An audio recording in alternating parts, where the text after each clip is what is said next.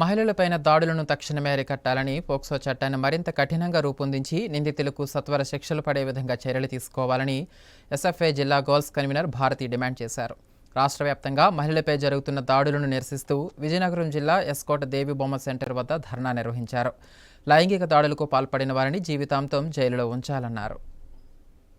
మహిళలపై జరుగుతున్న దాడులను అరికట్టాలని, లైంగిక దాడులకు పాల్పడుతున్న వారిని కఠినంగా శిక్షించాలని ఎస్ఎఫ్ఐ జిల్లా గర్ల్స్ కన్వీనర్ భారతి డిమాండ్ చేశారు. విజయనగరం జిల్లా ఎస్కోట మండల కేంద్రం దేవిబొమ్మ సెంటర్ వద్ద భారత విద్యార్థి ఫెడరేషన్ ఎస్కోట మండల కమిటీ ఆధ్వర్యంలో ధర్నా నిర్వహించారు. ఈ సందర్భంగా ఆమె మాట్లాడుతూ, భారతదేశానికి స్వాతంత్ర్యం వచ్చి 75 సంవత్సరాలు దాటినా సరే మహిళలపై జరుగుతున్న దాడుల సంఖ్య పెరుగుతుందే గాని తగ్గటం లేదని అన్నారు. ఈ ఎన్డీఏ ప్రభుత్వం వచ్చినప్పటి నుంచి మహిళలపై దాడులు ఇంకా పెరిగాయన్నారు. మహిళలు వేసుకున్న బట్టల వల్లనే లైంగిక దాడులు జరుగుతున్నాయని ఇదివరకు కొంతమంది పెద్దలు వ్యాఖ్యలు చేశారని, విజయనగరం జిల్లా రాంభద్రపురం మండలంలో 6 నెలల చిన్నారిపై జరిగిన లైంగిక దాడికి ఏమని సమాధానం చెబుతారని ప్రశ్నించారు. మద్యం, గంజాయి తదితర మత్తు పదార్థాలకు బానిసలైన కొంతమంది విచక్షణ మరిచి మానవ మృగాలుగా మారుతున్నారన్నారు. ప్రభుత్వం పోక్సో, నిర్భయ, దిశ చట్టాలు తీసుకువచ్చామని చెబుతున్నా ప్రయోజనం ఏంటని ప్రశ్నించారు. మహిళలపై లైంగిక దాడులకు పాల్పడిన వారికి వెంటనే శిక్ష పడేలా చేస్తేనే ఉపయోగం ఉంటుందన్నారు. ఈ కార్యక్రమంలో SFI district joint secretary Ramesh,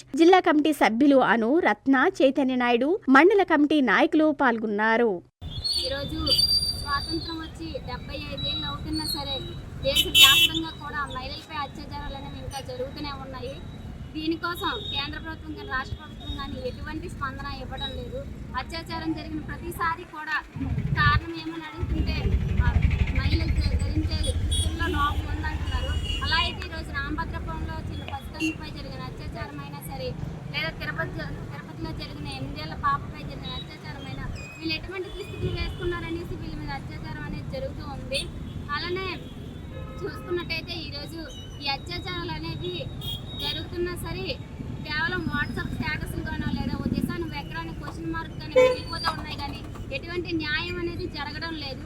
వీళ్ళందరికీ న్యాయం జరగాలి. అదే మహిళల కోసం ఏర్పడిన దిశ, నిర్భయ చట్టాలు ఏవైతే ఉన్నాయో వాటిని వెంటనే సరే కఠినంగా అమల్లోకి తీసుకురావాలి.